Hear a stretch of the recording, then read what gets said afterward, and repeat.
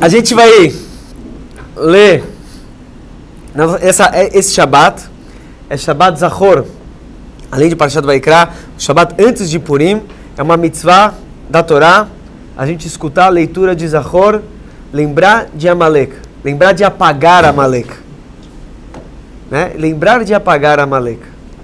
Falar um pouquinho sobre esse tema, é uma mitzvah então, escutar no Shabbat, quem não escutar, acabar perdendo a leitura do Shabbat. Em Purim mesmo, a gente também, na leitura de Purim, a gente também lê sobre Amalek e também vale para cumprir a mitzvah da Torá, uma leitura que é uma mitzvah da Torá, escutar. Além dessa leitura que a gente faz uma vez por ano, ou talvez duas, se você considerar de Shabbat e de Purim, a gente lê, na verdade, todo dia, tem o costume de ler as 6 lembranças, Fardim lê 10 lembranças até, mas parte delas, das lembranças, é Timchet Zecher Amalek, lembrar de apagar Amalek. Falar um pouquinho do que significa o Amalek, por que a gente deve lembrar isso diariamente, pelo menos uma vez por ano cumprir essa mitzvah, mas na verdade todo dia a gente deve lembrar, a gente faz isso daí no nosso costume, a gente costuma Chabad ler após a colocação do Tefilim de Rabbeinu Tam, a gente lê as 6 lembranças, né? Mesmo quem não coloca o Tefilim de Rabbeinu Tam, lê as 6 lembranças também, porque o de volta, como eu falei, Sfardim lê até 10 lembranças, tem vários costumes, mas só de ler essas lembranças, pensar, meditar sobre esse assunto, você está cumprindo uma mitzvah. E qual que é a mitzvah? Por que é tão importante a gente lembrar do assunto de Amalek? Amalek é o inimigo, arqui-inimigo do povo judeu. Houveram outros povos que de certa forma maltrataram o povo judeu. O povo judeu passou na história diversos sofrimentos. Desde, a gente fala, Bechol Dorvador, a gente, em toda geração, a gente lembra, que vem alguém tentando sempre destruir o povo judeu. A gente fala isso na Gadá. Então, a gente passou já pelos romanos, pelos gregos, tantos e tantos povos nos perseguiram, os próprios egípcios, logo no começo, a gente sofreu na mão deles, mas não tem esse conceito que a gente deve lembrar, a gente deve lembrar da saída de Mitzrayim, mas não lembrar do povo egípcio, do que, pelo contrário, a gente tem uma gratidão, exatamente, muito bem colocado, está escrito que a gente não deve fazer o egípcio sofrer, porque o egípcio, a gente foi, não se cospe no prato que se comeu, Então, a Torá toda fala de gratidão, mesmo que a gente sofreu no Egito, por mais de um século, a gente foi bem-vindo lá. Antes, no começo, a gente foi um país que nos recebeu bem no começo, A gente viveu, morou entre eles e tudo. Então, está escrito que para o egípcio a gente tem que ter um certo tipo de gratidão. Muito bem colocado aqui. É uma mitzvah da Torá, inclusive. Está na Torá. Mas, com Amalek, a história é outra. De volta, a gente não vê isso sobre romanos, sobre gregos, só sobre Amalek. O que representa essa história de Amalek? Então, de forma resumida, quando a gente fala de Amalek, a gente fala Asher Karcha Baderech, que o Amalek ele nos encontrou no caminho, e ele explica aos nossos sábios que esse assunto de Karcha foi que ele veio esfriar o ímpeto do povo judeu que estava indo na direção da conquista da terra de Israel. E Amalek não fazia parte nem dos territórios que o povo judeu iria conquistar, não estava no caminho. O povo tinha acabado de sair do Egito, vencido a grande superpotência militar mundial, com a abertura do mar e tudo. E estava indo, recebeu a Torá e estava indo agora ir para Eretz Israel. Então, o Amalek ele veio dar uma esfriada no povo judeu. Ele veio, por um lado, tem alguns conceitos aqui importantes do Amalek. O primeiro é que ele é uma briga que aparentemente não era dele. Ele demonstra um ódio gratuito para o povo judeu, que o povo judeu não estava indo para o seu território, ele vai lá para destruir o povo judeu, para fazer mal, mas na verdade não é nem para destruir, porque se ele viu que os egípcios morreram contra o povo judeu, que era a superpotência mundial. O Amalek tinha certeza que ele não poderia vencer o povo judeu naquele momento. Mas para ele, é como Deus nos livre, a gente tem hoje em dia bastante forma de relacionar isso daí com o nosso dia a dia, infelizmente, é tipo terrorista suicida. Que ele sabe que ele não consegue vencer, mas ele quer machucar de alguma forma. Para ele, vale a pena, se ele machucar, Deus nos livre, uma criança judia, para ele já é uma vitória, não importa quantos morrem do lado dele. Só para mostrar que o judeu é vulnerável. Assim explica os nossos sábios, que eles sabiam que eles iam perder, porque os egípcios perderam dos judeus, que era a superpotência mundial, mas eles queriam mostrar que dá para machucar. Quer dizer, é literalmente o suicida, está disposto a morrer para tentar machucar o judeu. Isso demonstra que o ódio dele, de volta, o judeu não tinha feito nada com ele, não estava no caminho dele, não estava, mas é um ódio totalmente acima da lógica. É ilógico, é um antissemitismo que por várias gerações tentaram explicar a fonte do seu antissemitismo, e é uma coisa que é acima da lógica. O que justifica o cara está disposto a morrer para tentar fazer mal para um judeu assim de uma forma absurda. Entre parênteses, eu até já coloquei uma vez daí para o pessoal do Coelho de Feres Bahurim, isso é uma curiosidade, né? Que tem muita coisa para a gente se aprendendo na vida, mas o povo Amalek, como povo, a Gemara fala que a gente não tem mais como definir ele, porque existe o rei Sanheriv, né, o rei assírio, que ele criou o primeiro império assim, internacional. Muita gente gosta de colocar como o primeiro grande imperador mesmo, de vários povos, o reino assírio. E qual foi a tática que ele usou? E depois foi imitada essa tática por outros impérios, mas ele usava a tática de tirar a nacionalidade dos povos que ele conquistava. Então ele pegava, assim como ele fez com o reino de Israel, que estava em Shomron, ele pegava as pessoas que ele dominava e ele misturava, então ele pegava, tirava um povo da sua terra, quando ele dominou, e espalhava ele pelo seu vasto império e território, assim para eles não manterem a mesma nacionalidade, a mesma língua, a mesma terra, e assim ele teria o domínio mais fácil, porque ele sabe que se ele está dominando um país onde o mesmo povo continua lá, a mesma língua, mesmos costumes, a mesma cultura, eles um momento vão buscar a sua independência. Essa era a lógica do Sanheriv. Então ele fez a mesma coisa com os próprios amalequitas. Quando ele dominou Amaleque, ele também espalhou eles. Mas ficou alguns bolsões, né? Ficou alguns lugares tinha um pouco mais de concentração, né? Alguns grupos. Então, a Gemara fala que hoje em dia não dá para determinar que uma pessoa é descendente de Amaleque, assim, mas ficou alguns grupos. A gente vê a própria história de Haman, já é depois de Sanheriv. Ele está na Pérsia, no Irã. O Haman, ele é Hagagi, descendente do rei Agag, o rei de Amaleque, que foi aquele da guerra com o rei Shaul.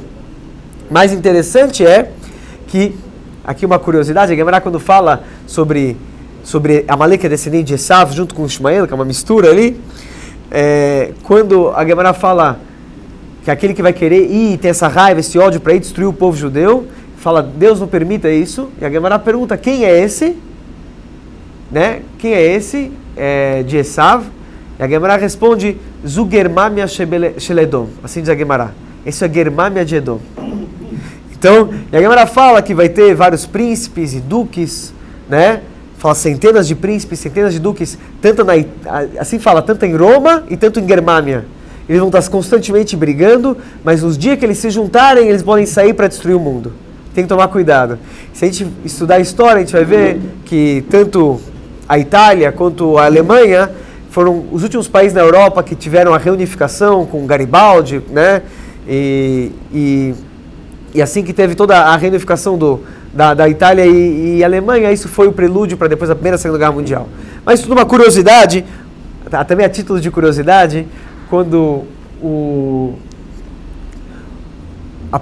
quando os nazistas eles falam do termo ariano, só para a gente se situar, os nazistas usaram o termo que eles são o povo ariano, né?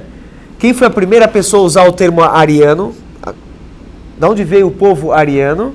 A primeira pessoa que falou, eu sou o rei dos arianos, foi o Dario, o rei Dário, que era um rei, inclusive, bonzinho, mas porque o Irã era o povo ariano. O povo ariano vem do Planalto iraniano. Então, não é à toa que os alemães, eles têm uma fonte, né, linguística inclusive e tudo, que eles vieram do planalto iraniano, eles são os arianos, e vieram do Irã, vieram lá da Pérsia, da mesma época, na região da história de Purim, ou seja, onde tinha realmente muitos amalequitas, entre eles o Haman. Então, o povo ariano realmente vem do Irã, assim que é a história. Mas, de volta, não dá para generalizar ninguém. Então, qual a lição para a gente nos dias de hoje? Explica o Rebbe, ele fala na Hassidut, tem várias fontes, que fala sobre qual que é a ideia do Amalek. Na verdade, eu estou quase estourando meu tempo, mais 3 minutinhos, mas resumir. Tudo que a gente tem que pensar e lembrar de Amalek são duas coisas. O Amalek, na verdade, ele é aquele que coloca Amalek, é gemátria de Safek, coloca dúvida. Quando ele tem esse embate com o povo judeu, ele veio colocar para a gente a dúvida. A dúvida no próprio povo judeu. Logo que a gente vê na Torá que o povo falou, será que Deus está com a gente? Em seguida veio Amalek, né? Quando Deus perguntou, será que Deus está conosco? Aí a gente vê na Torá que aparece Amalek. A dúvida, ou seja, quando uma pessoa ele tem... E como que funciona essa dúvida? Explico uma coisa muito interessante. O Amalek ele vem com dúvidas e perguntas. Então parece que ele é muito racional. Mas esse Amalek, diz o Rebbe, é Amalek dentro de cada um de nós. Cada um de nós, às vezes a gente quer fazer uma mitzvah, quer fazer uma coisa boa, quer ter uma boa ação. E a gente fala, calma, será que é bem assim? E você começa a ter essa questão, você começa a ser cínico com você mesmo. E ficar questionando e perguntando, e você fica entrando nas dúvidas. Não, pode ser que é assim, tudo é relativo, nada, né? Se tem um argumento, sempre tem um contra-argumento, e tem argumentos a favores e contras de qualquer coisa. Se você quer fazer uma coisa boa, mas alguém vai te falar um outro argumento contrário. Isso, diz o Rebbe, é Amalek. Por quê? Porque, na verdade, esse contra-argumento não é em busca da verdade. É que nem o Haman falou, o Mordecai não se curva para mim.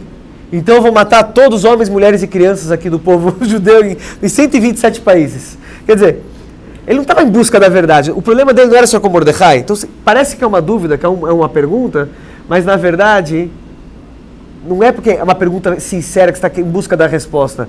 Você está perguntando apenas para esfriar e para parar, para você não se mexer. Porque aí a pessoa fica o dia inteiro sempre só se perguntando, só filosofando, só se perguntando e não age, não faz nada. Esse é o Amalek. Aquele que fica te perguntando e colocando em xeque, em dúvida, tudo que você faz para te colocar na geladeira e simplesmente não ter ação nenhuma. E não fazer nada. Então, inclusive a própria gemátria que a gente falou que é Safek, Amalek é a mesma numerologia de Safek. Se você fala En Safek ou En Amalek, que é a mesma gemátria, então diz o Rebbe Safek, En Safek ou Amalek, En Amalek, da Israel, do povo judeu.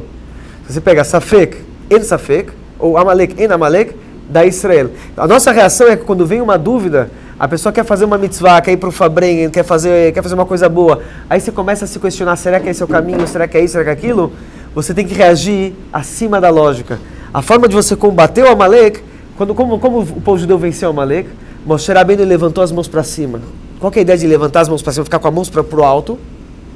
Ele queria colocar a mão acima da cabeça. Ou seja, a ação acima da lógica. Porque o Haman, o Amalek, ele fala que ele está vindo com argumentos, ele começa a trazer argumentos para Hashverosh e tudo, porque tem que destruir o povo judeu, mas na verdade o ódio dele é acima da lógica.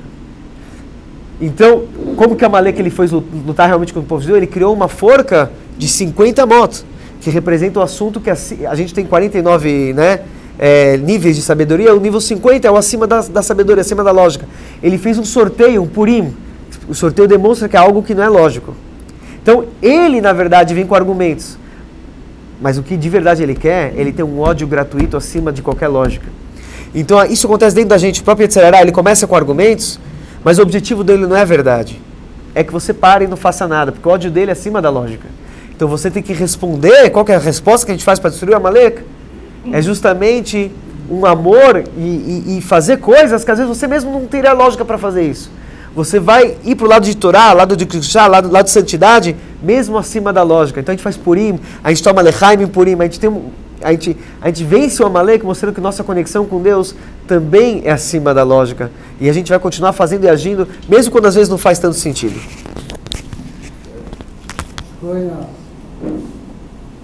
Vamos para o Yom Yom de hoje. dia 6 de Adar 2. Mekubaletze. Ah, pode ser que eu estou indo para o lado, ele fica filmando aqui. Mekubaletze Zkenei Anash. Tá, é uma tradição que tem dos velhos Hasidim. Sefer Atani Lekutei Eitzot Mas She'anar Rabbeinu Agadol Le'anash Alechidut Beshanot Tov Kuf Mem Tov Kuf Nun. Que o livro do Tânia, na verdade, é uma compilação de ideias, respostas que o Alter Rebbe deu para os Hasidim em audiências particulares nos anos de 5.640 a 5.540 a 5.550. E no verão de 5.552, ele começou a organizar o livro do Tânia, ele começou a compilá-lo na forma como a gente conhece hoje em dia. Em 5.553, Kvarayu Atakot Rabot Memeno, aí já começou a divulgarem isso daí. O Bemeshach Hazman, e aí isso, com o tempo começou a ter cópias falsas, né? E começou a ter cópias não bem feitas. E aí, Mitamzé, por causa desse motivo, o Rabbeinu, ele decidiu fazer, porque era tudo feito na verdade à mão e tudo, mas as cópias não estavam tendo muitos erros.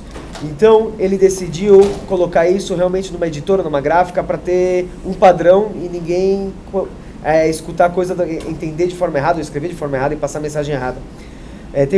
No Sachacher tem uma outra opinião, que tem outra opinião que fala que na verdade por 20 anos o Alter Rebbe escreveu o Tânia. E ele teve um cuidado, o Bishnat Tov Kuf Nun Rei, no ano 5.555, Kvarayá, aí ele tinha isso pronto, Veaz Natan Deshut Atikoi, ele deu permissão para fazer a edição, e aí ele mandou para a editora. Tzemach Tzedek Siper, Tzemach Tzedek falou que Asher be Rosh Hashanah Rishonah Lechayav, que no Rosh Hashanah, primeiro ano da sua vida, o primeiro Rosh Hashanah quando ele tinha acabado de nascer, que era o ano 5.550, o Alter Rebbe, ele falou, mas bem no Totet Tzadik, ele falou uma marca, que é logo nos primeiros psukim, os primeiros capítulos, 3 capítulos do Tânia, ele na verdade, esses primeiros 3 capítulos do Tânia foi uma marca que o Alter Rebbe falou no primeiro ano de vida, no primeiro Rosh Hashanah do Tzemach Tzedek.